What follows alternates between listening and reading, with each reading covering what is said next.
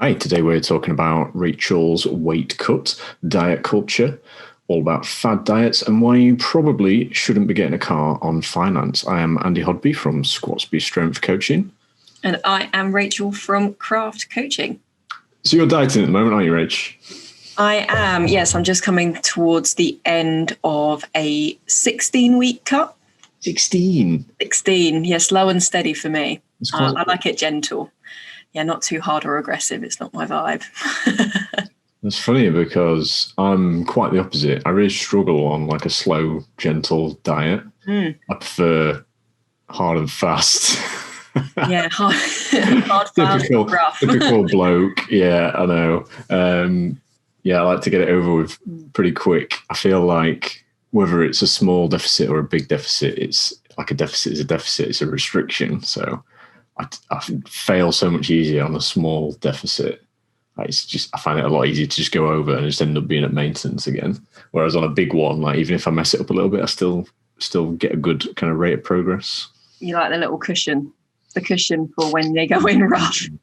Yeah. The margin of error is bigger. Yeah, exactly. But yeah, how's that going for you? Yeah, it's been going really well. It's probably the easiest cut I've done. Not that I've done that many, to be honest. And it has been very manageable, which has been nice. Why is that? I would say it's probably because of like my starting point. So I've done like a couple cuts before. The first like proper cut of when I discovered like evidence-based nutrition and training was around 4 or 5 years ago, and it was like the first thing I did. I was like, oh, let's get shredded then. So rather than like build a good foundation of like relationship with food, or even like have like substantial muscle mass to be able to be comfortable doing that level of cut that I wanted to do. It's like granted I got very, very lean, but like my face looked like a skeleton, or I felt awful. I was very anxious around like food situations, and it just wasn't a nice time. And so after that, I kind of came off it, did that classic like rebound thing of eating everything and anything for about 3 or 4 months. And then I was like, okay, no, I need to get into a much more secure position of like relationship with food and just focus on training, getting strong and just enjoying those things and those life things.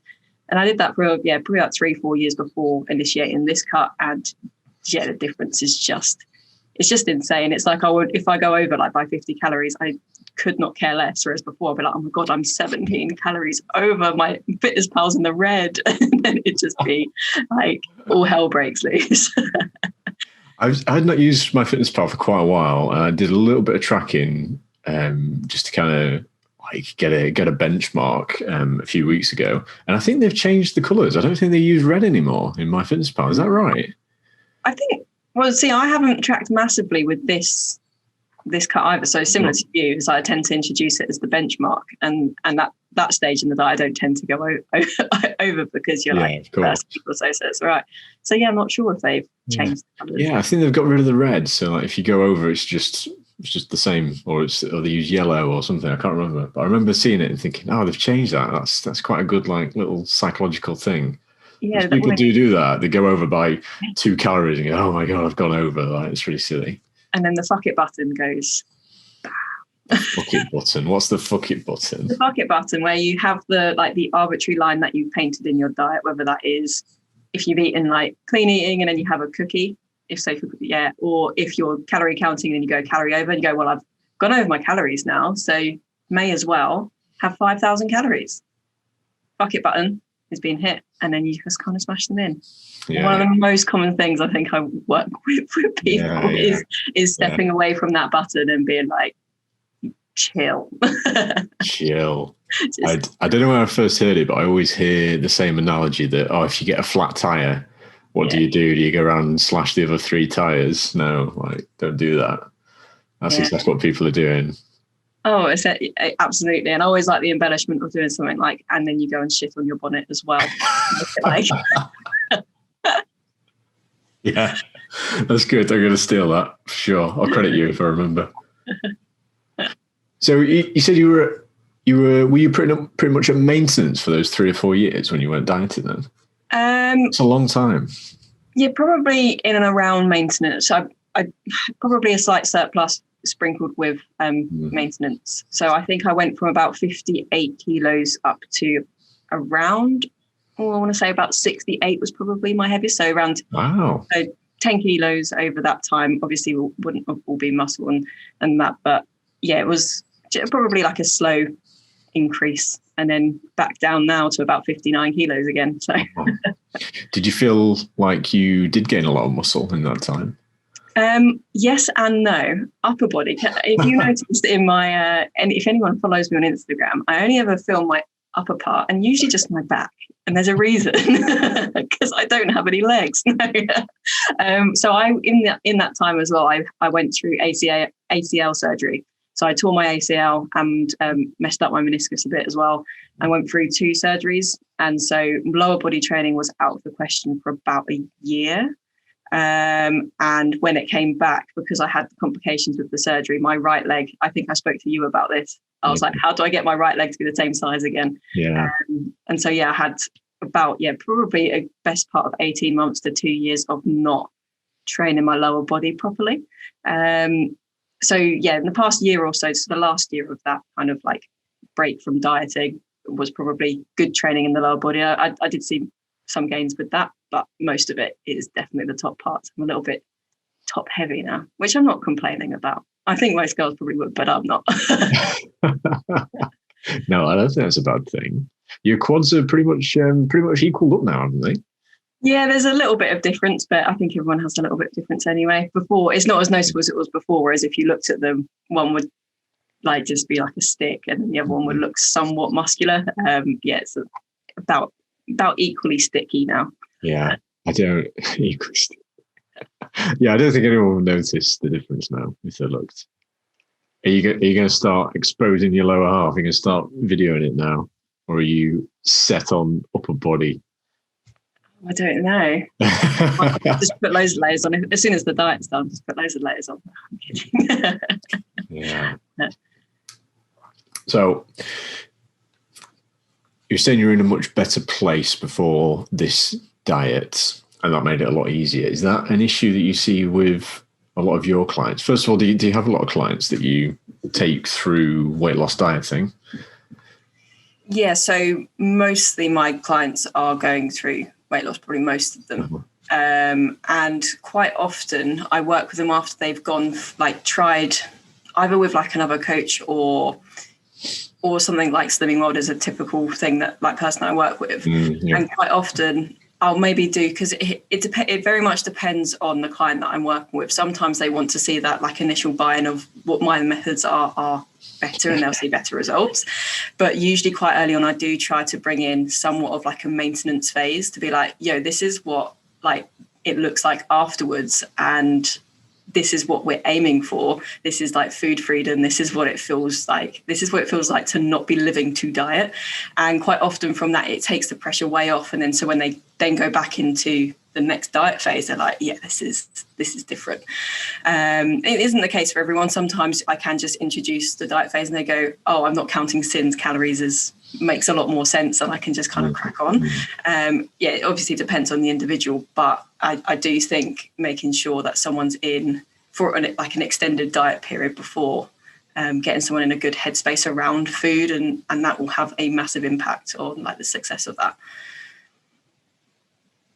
Yeah, I agree. Absolutely. I've had a couple of Slimming World type people come to me, but I think I'm quite fortunate in what my kind of target market is, my kind of niche, my niche is the strength training thing. So quite often they come to me and go, I'm done with the weight loss thing. I just want to get stronger. So actually it's quite an easy sell to be like, forget about the weight loss. Let's just get stronger. And the best way to do that is to just be at maintenance anyway, maintain your body weight.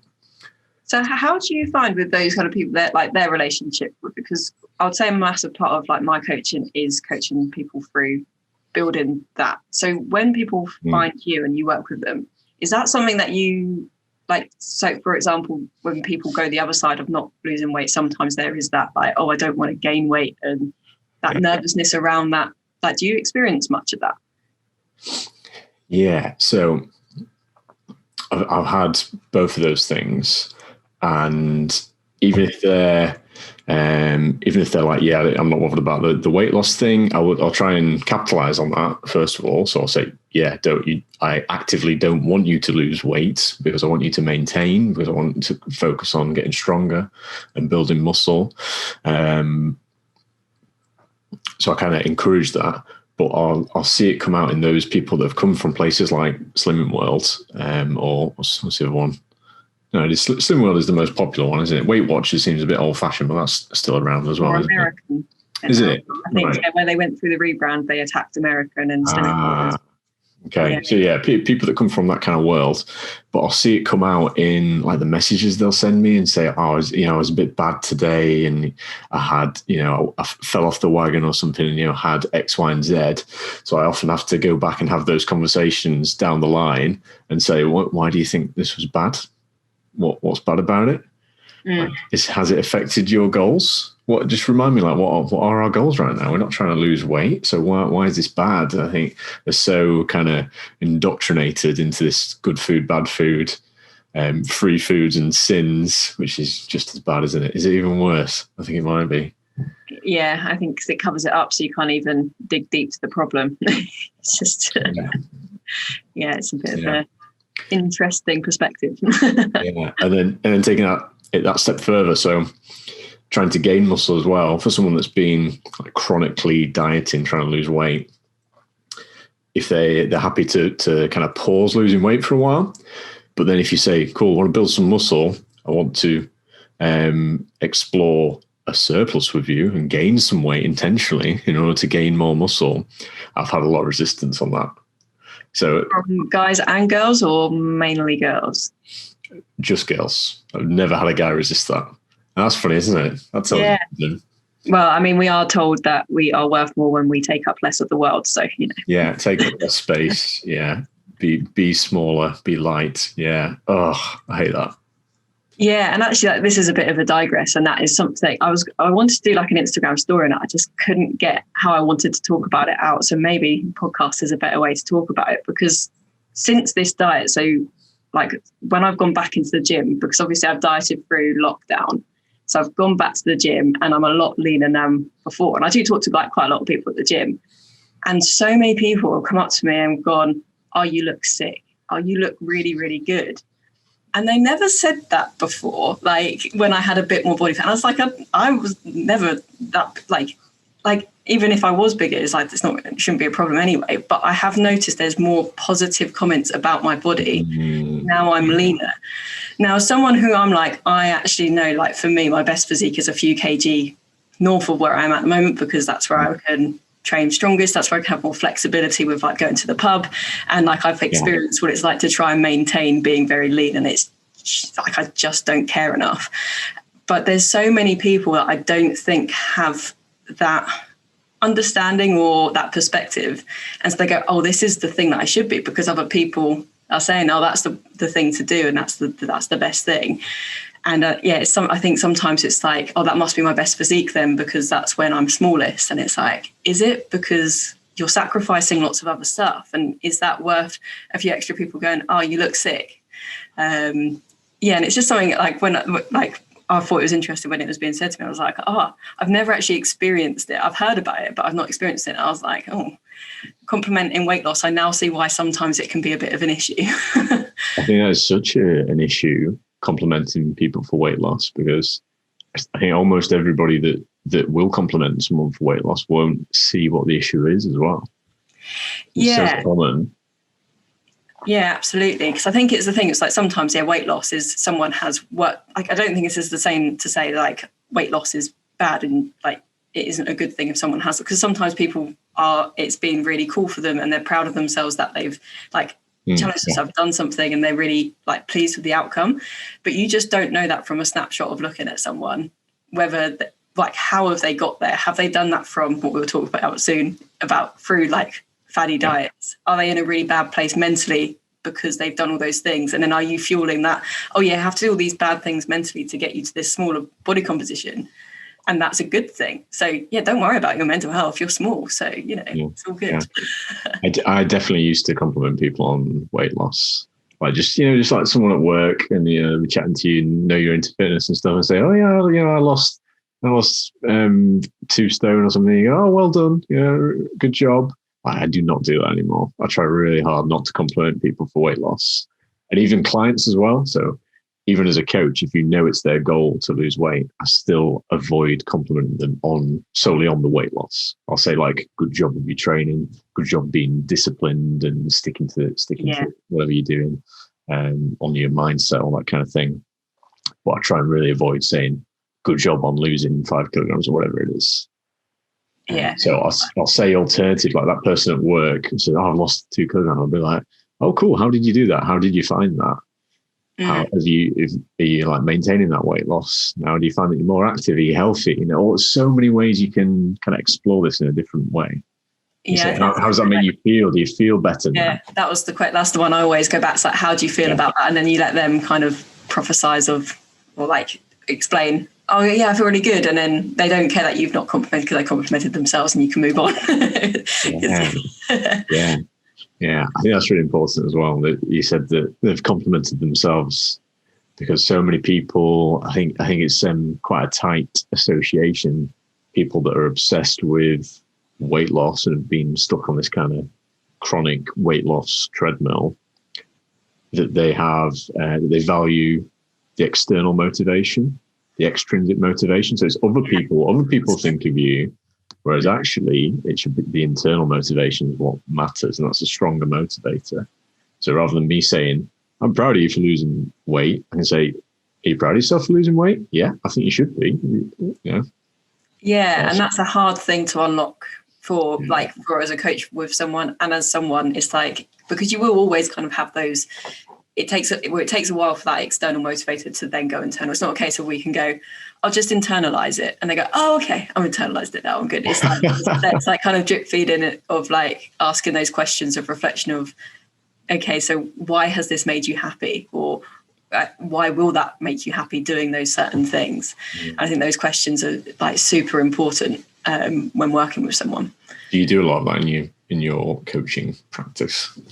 Yeah. So because that's pretty much how most of my stuff, like I always ask the question of why. I think that's probably the most like common thing. Yeah. I think so. A recent one this week actually was someone said they're like, oh, I just want to look like Kim Kardashian.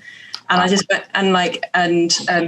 which I think is actually quite a common thing. Like with people that I work with, I think, the further you go into like the fitness industry, the more you forget that people are still kind of that mindset. But yeah, because then I asked her, I was like, why do you think that will make you happy? And then she sent like a long voice note back, and she was like, no one's ever asked me that, and I don't know. And it was like you could hear the penny dropping, because she'd worked with like a coach before, and apparently she brought that up with him. And he was like, well, you don't want to look like Kim K. You're going to never look like Kim K. Went to the typical of like, oh, we're never going to look like her, so stop wasting energy. But that's just like talking to a brick wall a little bit then. So sometimes it's a case of like, no, okay, why do you want that? And it's like, if you want that for XYZ, then at least you know why. But like quite often it's a case of, oh, it's because I want to, I don't know. It's like, that's the thing. It's like, you don't really know. I can't even think. Yeah, maybe I don't actually when I think about it. Yeah, totally. Do you get many people saying to you, gosh, it's like a life coach, like not just like a fitness coach? Do you get that? Oh yeah, I'm hashtag not a life coach. I know it's, but no, I think it's very hard not to go through the fat loss stuff, especially coming off the back of the people that I work with, without even touching on that. Very rarely will I get someone that's a case of, here's your calories, here's your macros, crack on. I think I've maybe had 1 or 2 people where that's actually been the case, and I'm like, are you okay? And they're like, yeah, I'm fine. Why are you talking to me? But most people it is trying to figure out why they've got to the position where they are and what the actual like things that are going on. Definitely is life coaching comes into it, which I didn't realize I would be getting into when I was learning about calories or progressive overload and all those wonderful things. But yeah, exactly. I do get quite a few of those kind of clients that are just like super compliant, will do whatever you want, and you're like, do you want to talk about this? Do you want to talk about your goals or like your values and things? And they're like, nope, happy, cracking on.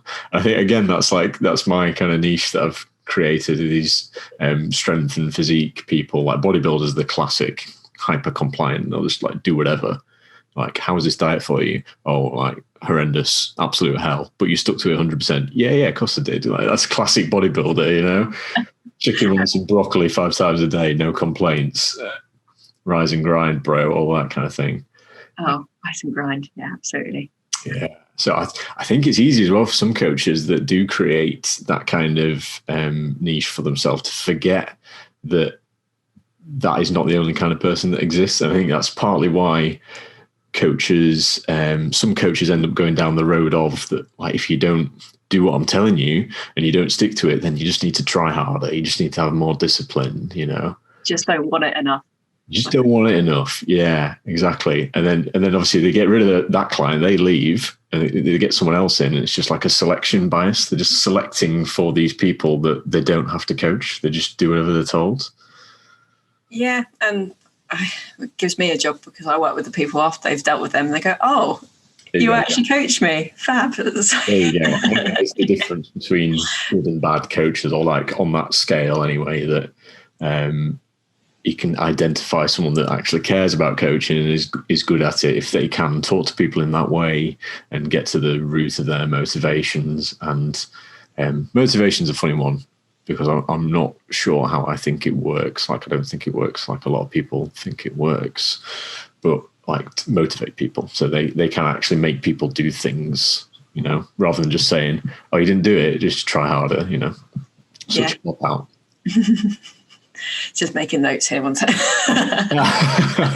You got it nailed. Sounds like you're doing great. So you mentioned fad diets and people coming to you having done fad diets. What fad diets have you done in the past? Because we've all been there. We've not all, you know, become a nutrition and strength coach in secondary school and then been perfect ever since. So what have you done?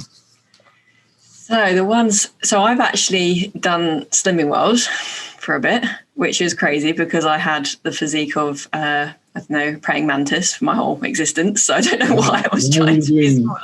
Why were you doing Slimming World if you had no weight to lose then? What's going on there? So it was just lots of confusion, to be honest. So both of my parents have always, so I've grown up with both my parents have dieted since I've known them, which has been quite a long time of my existence. But when I was going to university was when they started doing Slimming World, and I wanted to start eating healthily. So I don't think I did it for fat loss. I was like, oh, that's healthy eating. And so that's why I did it for that. And so, yeah, I didn't do it like massively. I don't think I did it for very long, but I think I understand it quite. Like, I didn't even go to any of the meetings and stuff. I just kind of ate as they suggested. Oh, I was like, using their like framework, yeah. Yeah, their framework, and yeah, I didn't really like it. And then from there, that's when I went into the gym, and so then I just basically did everything that I could find, and I did it for about 2 weeks maximum, maybe. Didn't matter what it was. So I did clean eating. I don't think I ever did a real meal replacement shake or anything. Yeah, I was big into like the clean eating. I think I did the Joe Wicks recipe books. Oh yeah.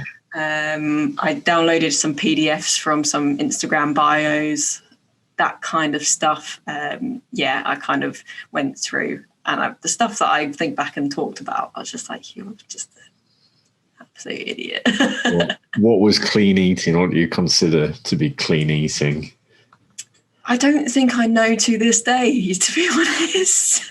That's the issue, isn't it? Is clean eating a fad diet? Oh, I don't know. Well, yeah, it depends. How do we define a fad diet? That's the question. Is clean eating good? Is it a good diet? Oh, I was miserable, so I'm going to say no. I just ate. All I remember eating was chicken thighs, potato, like sweet potato, and coconut oil, and just that for most of my meals. Oh, and peppers. Of course. And I was like, yeah, this is clean. I don't even know if you can call it clean because it was like chicken thighs and loads of coconut oil. But apparently in my head at that point, I was like, yeah, this is it. This is banging. That is the issue of clean eating. What are you defining as clean or like good and bad? And that's before we even get to the kind of psychological issues with it. Yeah, it's just, I think, from start to finish, a bit of chaos, but not like the good kind. Yeah, for the benefit of anyone listening to this, defining foods as good and bad, just a downright terrible idea. There's no such thing as good and bad foods. There might be good and bad diets, which is the kind of sum of all your foods. But eating one food that you consider bad on an otherwise pretty good diet is not going to make any difference to your health or performance. And considering foods bad has the effect of making you want them more, doesn't it? Yeah. Excluding them, you get cravings and things for them. So just erase that idea from your mind, from your repertoire of diet ideas. There's no such thing as good and bad foods. Do you think that covers it? I think that covers it pretty damn well. Well said. Well said. So I've covered some of my fad diets not very well because I just didn't know. Even at the time, I didn't even know what the diet was I was doing. I just said, "Oh yeah, I'm doing this thing." I think I was like, "I'm doing carb cycling on Tuesday and I'm doing clean eating on Wednesday." I was like, "That person. Let's not talk about her. She was a dick." What kind of fad diets did you do?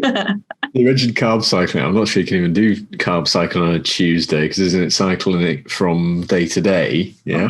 Yeah. So I did it hour to hour. I saw 2 hour carbs. Like yeah. Yeah. So, carbs at 9, but fats at 10. Exactly. So I did a thing called carb backloading. Do you hear that one? Yeah, I remember that one. Yeah. You basically sticking the majority of your carbs later in the evening, and it's supposed to kind of help you sleep because you get an insulin spike and then a dip. And I think it was kind of popular because it went against the kind of received wisdom of like, no carbs after 6 or else you get fat. And this guy turned up and was like, turns out all the carbs after 6 is the solution. That's where you've been going wrong before. That's the issue. Wrong side of the barrier. You're on the wrong side of the road there. It was like this guy called Kiefer. I think he was a doctor, and he was like had a physics degree or something. It's nothing to do with nutrition. But I was sold. I was a sciencey guy, and he did a lot of science speak. And he said, I've got a master's degree or whatever it was. Just a load of rubbish. Did it do me any good? I don't know. Like this was back at the very beginning of my kind of fitness career. I don't think it did me any harm particularly, except for making me want to eat carbs in the mornings. Yeah, saving them all for the evening. It's kind of weird. Around that same time, I did some paleo as well. Do you ever do paleo on your many diet? No, that wasn't one that that wasn't one that I tried. Yeah. So I'm surprised by that because it seems pretty obvious looking back that like that science doesn't hold up. I've always been a sciencey guy, been into the science. And yeah, that just doesn't hold up. But I guess that's the benefit of hindsight. Looking back, you're like, why did I do that? It doesn't make any sense. I think it just goes to show how easy it is, though, to be led by those things. I'd say you're a sciencey guy. Like I wouldn't say to begin with I was that a sciencey girl, but someone like just said like you, who's very interested and invested and always has been in the logical thing. Even there, you're like, oh, something sexy and shiny over there. Yeah, right, then it can be a little tickle. Yeah, absolutely. So yeah, I did some paleo stuff, which like it's a similar thing to clean eating. How do you define that? Are you literally eating foods that were available to Paleolithic man? Well, most people that do paleo are not.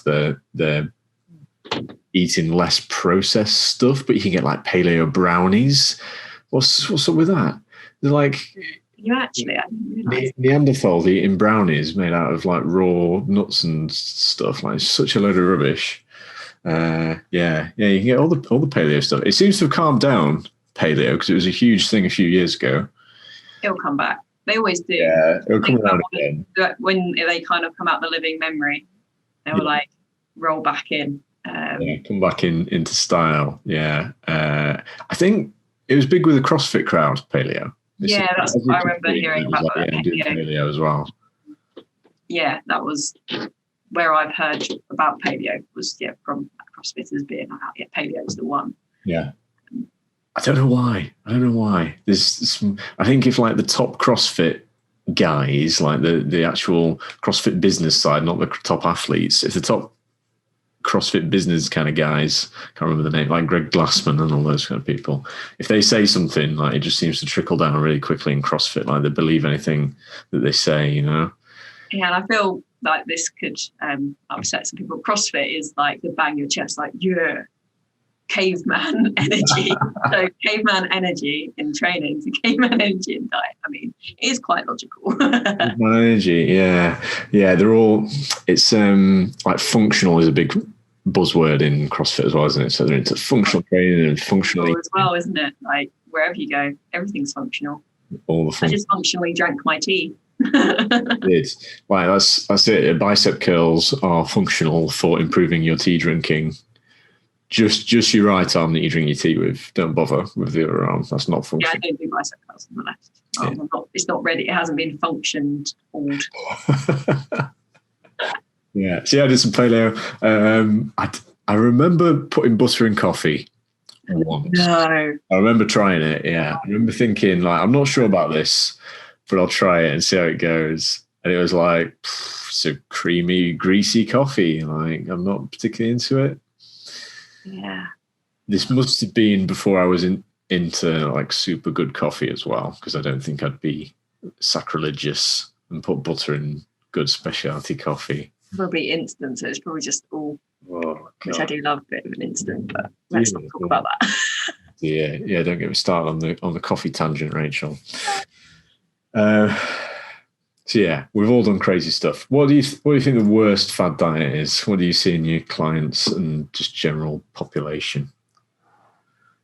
I mean, I think it's difficult to define the worst one for me, because there's stuff that is like the obvious to us. I think it's unfair to say it's obvious to everyone, of like the cleanses or like the Herbalife and those kind of ones. But people figure out quite quickly themselves that it's not, like they feel pretty terrible pretty quickly. Whereas stuff like Slimming World, it has the illusion that, this is a lifestyle, not a diet. And you kind of like, you think you're not doing the whole diet culture-y faddy thing, but you are. And I think that makes it harder to kind of find the next step. And that's where people get stuck in that for years and years and years. And then if you combine all those together, which is what tends to happen, you just get like a bit of a hot mess. And so, I think it's pretty hard to define which one is bad, because I think they're challenging for different reasons. Certainly. What about you? What's your take on that question? Yeah, just thinking about it as you're talking, I think you're right about those kind of ongoing psychological issues, like poor relationship with food. That is really damaging. It can be really long term as well. If someone doesn't end up with someone like you or I that helps them kind of improve, and identifies, this is an issue because of that. Yeah, it can be really damaging. Do you know Christy, Mind Your Fitness? Yeah, she was on my intake on M&U. Oh, really? Cool. So I actually know her from being a teenager. She's from I think we might have spoken about this before. Anyway, before I digress. I shared one of her things and you were like, oh, you know her. Yeah, it's a small world, isn't it? Small world.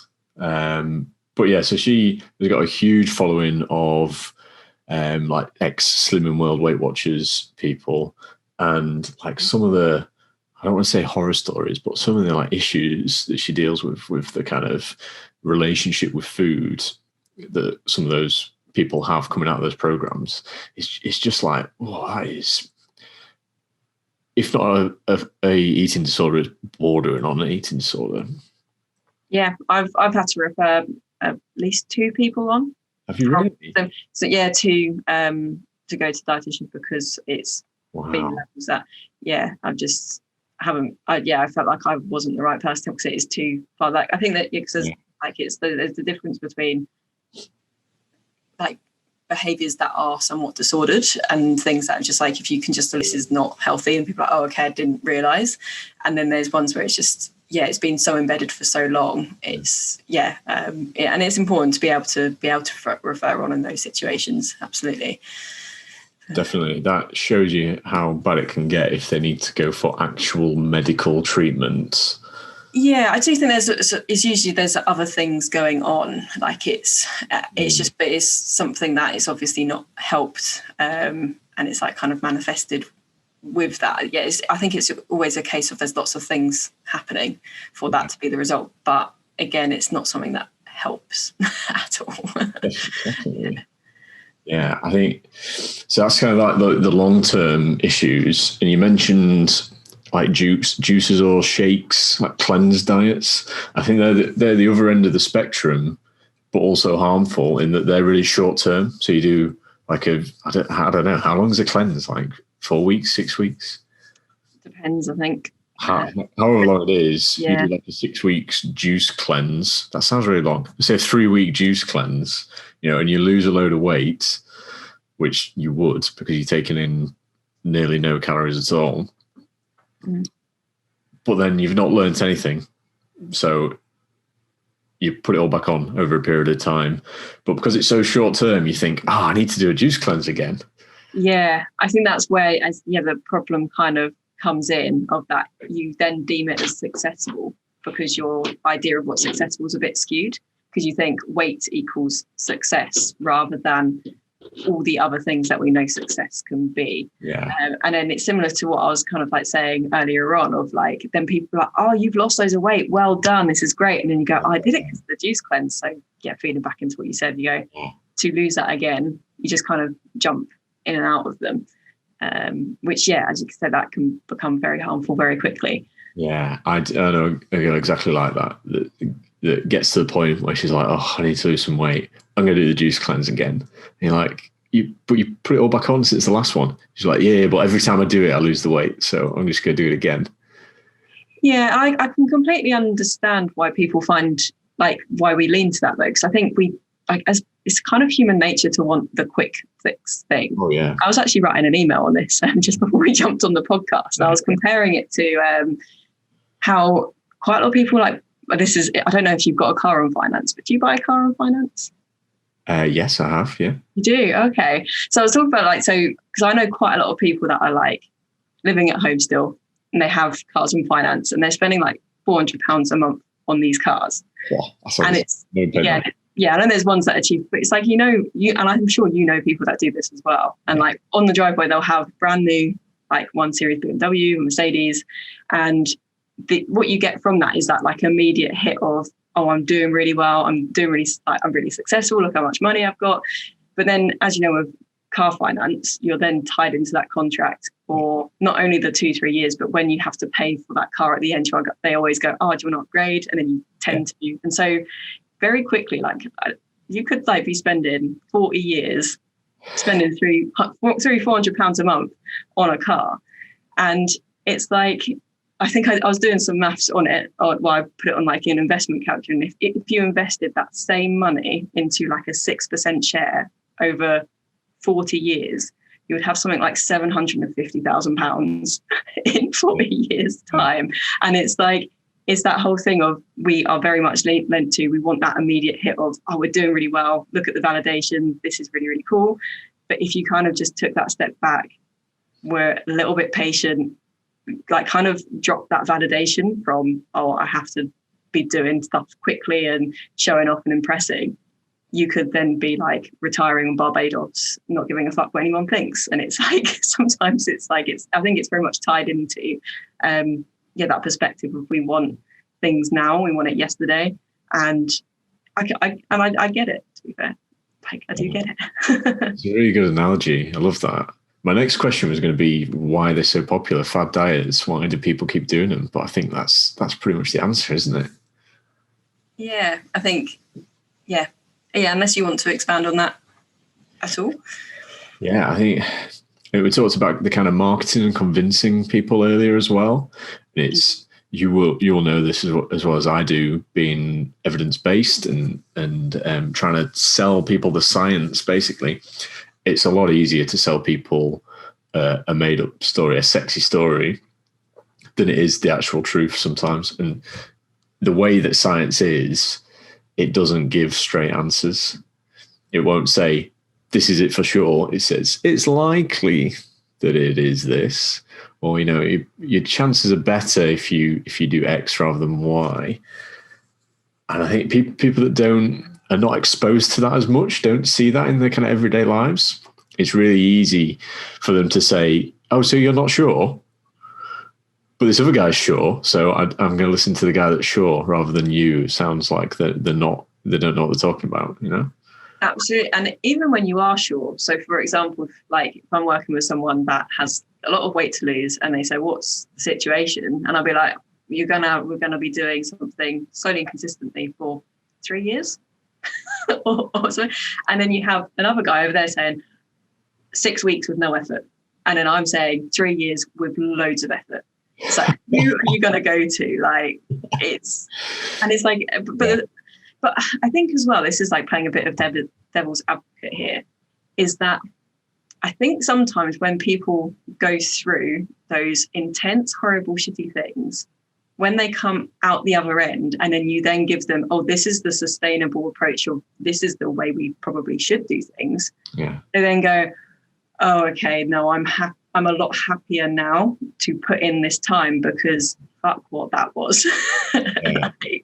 And I think with that, it's like, I don't think this negates like the like with fad diets, is it a net positive or a net negative? Like I still say, in like my opinion, it's probably a net negative, but the devil's advocate of like, is there any benefits? It's like, sometimes it can be the thing that makes someone wake up to, oh, this is the way to do things. Whereas if they started off with that approach, they'll be like, oh, this is loads of effort. Oh, like if you started for someone that's never dieted before and then you give them tracking macros and calories, they're like, oh, this is loads of effort. Is it really worth it? You take it from someone that's been doing Slimming World for 20 years and never seen success and has done slimming like juice cleanses, to go, oh, this is tracking macros and doing some steps rather than loads of HIIT workouts. They go, this is amazing. And then they stick to it and they're happy for the rest of their life. So yeah, I think there's sometimes a bit of like on the other side, it's like a bit of the discussion is something with that. Yeah, it's always controversial. Me and Steve talk about this quite a bit with Kraft, and we're like, either coaches be like, that's an awful thing to say, or it sparks a discussion. Like if that other side, the kind of fad side, the bad side, didn't exist, then people would have no choice but to do the good thing. But since they do exist, I guess that's the kind of positive, is that people do that and fail and have a bad time, and then they hopefully are more convinced by our arguments. I just feel bad for the people that fail and feel bad and think it's their own fault, and then they go back and do the same bad thing again. And the people that never find, which is I think the majority of people never find, like, this is why I said it's still definitely in my eyes a net negative. It was just there's that small string of maybe. It makes me so sad. I just want to help so many more people. I just want to help them. And but at the same time, you don't want to kind of sell out your morals and be like, well, they get clients, so I could just do the same thing and promise them the world and get them drawn in. But then when they're in, hit them with the actual science and stuff, But I think the people that are getting drawn in by that, they wouldn't. Well, I don't know actually, because would they accept, do you think, if you were like, oh, I can promise you a 6-day fix, and then they give you the money and they're like, oh, it's going to be 2 years. How do you think that would go down? Exactly. You can't do it, can you?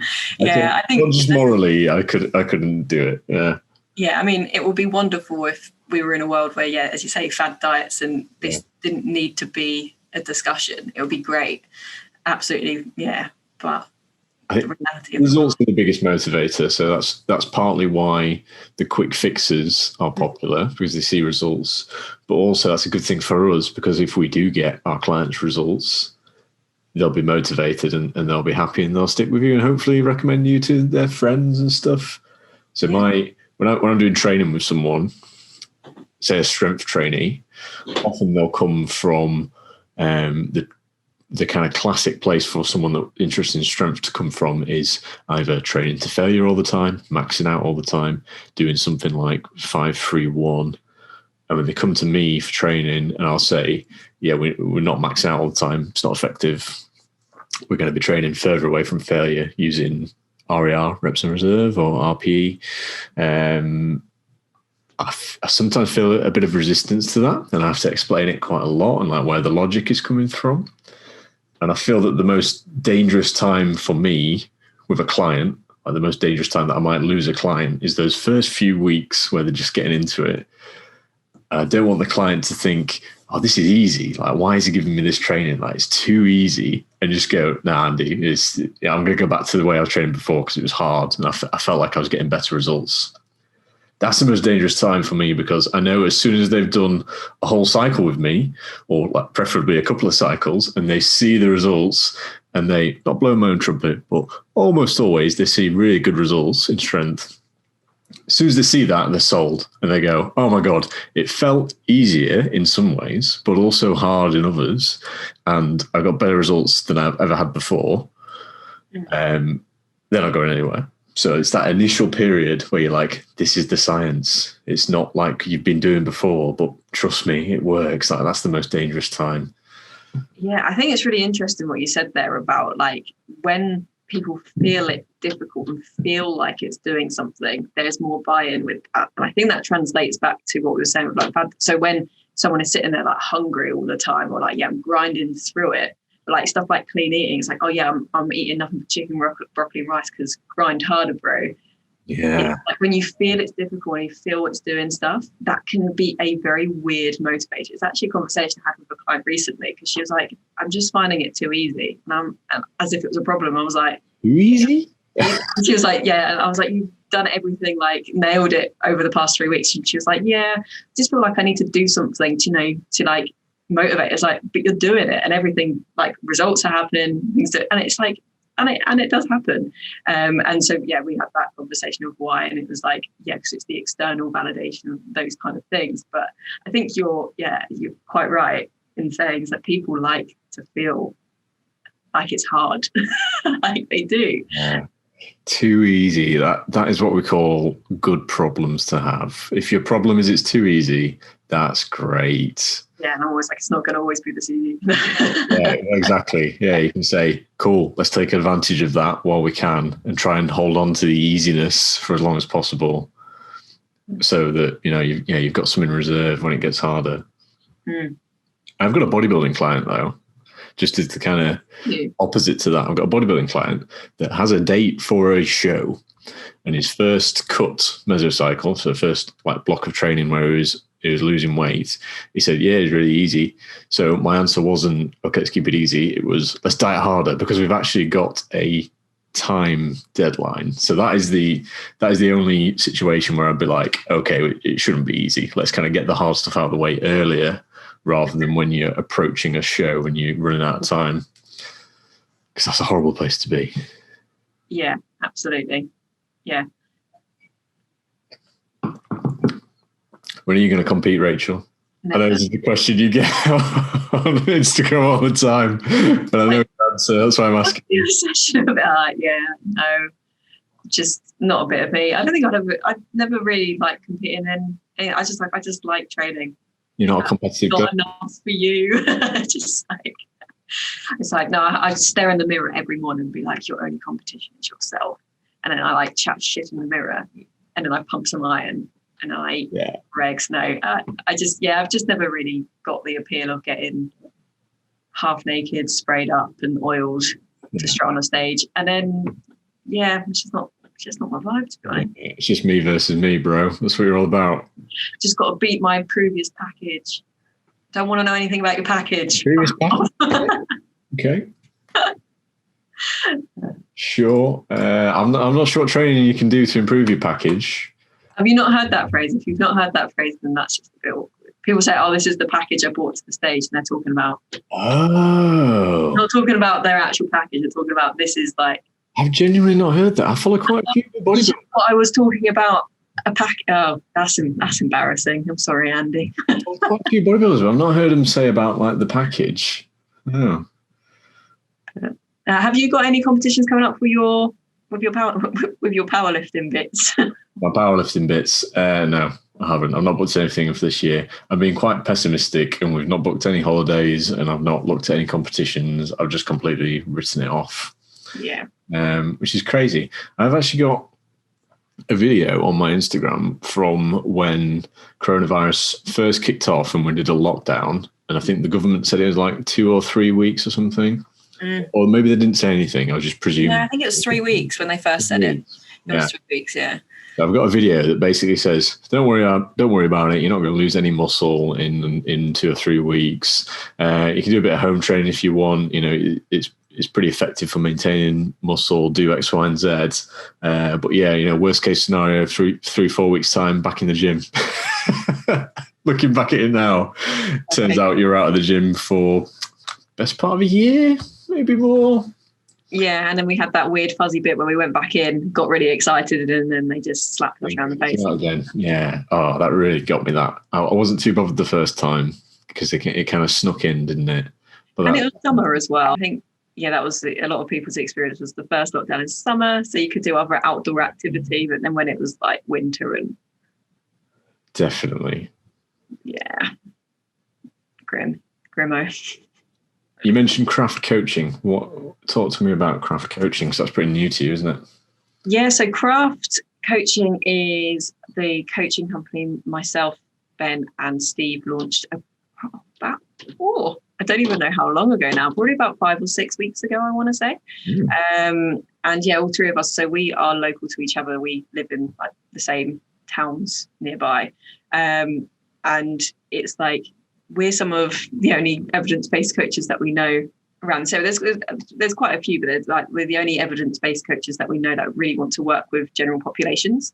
Quite often, I think when someone goes evidence-based, they go, I want to work with them, like bodybuilders and like powerlifting, and like, which is completely cool. But where we really like working with people is just like, yeah, normal people looking to get in slightly better shape, feel slightly fitter, kind of move away from these kind of diet culture kind of vibes. And yeah, those are the kind of people that we want to work with.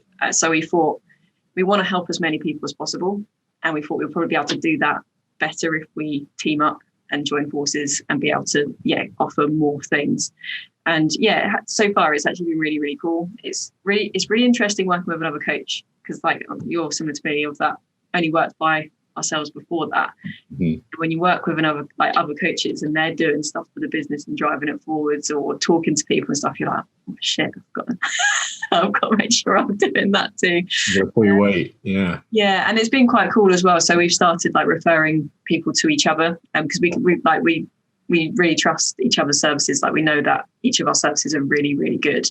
And so like, for example, Steve's had a couple clients which are female that have really wanted to work with another female. And so have passed them on to me. I've had similar of like guys that want to work with guys, and it's like sometimes that happens, and it's nice to be able to facilitate that with the same like ethos.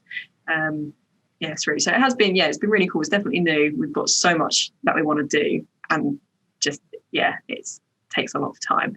It's one of those of that you think, oh, this would be like a day's job, and it's like a 4-week job. It's just like, always the way with a lot of things. Do you personally work with guys and girls? So mainly girls. I work with about 3 guys, but yeah, it's mainly girls. Yeah. How do you find the difference, if there is any? Significant, yeah. I think it's very different. So, so girls. I don't know if it's just the girls that I work with though, but like a lot of the girls I work with are ones that have come from the back of, as I say, like years of dieting without the success that they want. Whereas quite a lot of the guys that have found me have been like, oh, you can deadlift loads, or I want to get strong in the gym. So quite a lot of the guys that I work with, it's different goals. They're not really usually my niche. My niche is probably more looking at working with let's say girls that have gone through hell and back through dieting. But just naturally with some of the stuff I put out tend to attract other people. But I love working with them as well. It's different, it's cool, but I work with men and women too, and mostly men. However, the last 3 clients that I've got have all been women, so it's kind of equaled up the numbers a little bit. But I love working with women. Like I don't know exactly what the difference is, but I just I really like it. And I think it's something to do with kind of how we mentioned before, when their goals change. So they've probably come to me because their goal has shifted and they've decided, I just want to get strong. That's and they've probably not done much of that training before as well. So they don't have as many preconceived ideas. And also just seeing them succeed and getting a lot stronger. With women as well, I think with men, there's a lot of ego and maybe they think they're not as strong as they should be. Whereas with women, it's almost the opposite, where they think they don't think they can be as strong as I know they can be. So when they kind of get stronger than they ever thought they could be, like they're amazed. I'm like, yeah, this is it. This is what you can do when you train properly and you're not really cool. on a diet and stuff, So yeah, I really love that. So do you work with a lot of different people? Because like you've mentioned, a bodybuilder and some powerlifters. And so do you work with quite a mix of people, or are they very similar? I've got quite a mix at the moment. So my brand is Squatsby Strength. So we're all about the strength. For a long time, I pushed really hard on strength and power sports. So I was after athletes from strength and power sports, which is like rugby, American football, fighters. So like mixed martial arts fighters and things. And I love working with those kind of people. It's really interesting to program for. But I'm a powerlifter myself and bothered about strength. So I had quite a few powerlifters as well. And just ended up with some kind of general physique guys as well. And people that actually want to compete in bodybuilding as well, a couple. So yeah, I ended up with quite a mix. And I've decided recently to kind of not push so hard on the strength and power sport aspect, because there's a lot of strength and conditioning coaches that do solely that and work with teams. So like anyone that's at a high level in a team, they've probably got a strength and conditioning coach like attached to the team as well. So it's possible, and there are people out there. But I love, when I was really honest with myself and thought, who do I love working with? It's just strength trainees, whether they're powerlifters or just people that are bothered about getting stronger in general. So that's the kind of direction I'm going down, which is already what I'm branded as, strength in the name. So that's really exciting though. It's exciting. Yeah. I love it. I don't know about you, but I just love coaching people. I love people getting. Yeah, it really comes across as well, which is really, really cool. That's good. I'm glad. I'm glad. So when I first followed you on Instagram, and we did first meet through Instagram, I think I saw you on a hashtag multiple times, and I thought, oh, it's this girl again. But she's actually speaking sense again. I didn't believe it the first time, I think. This is a true story. Months.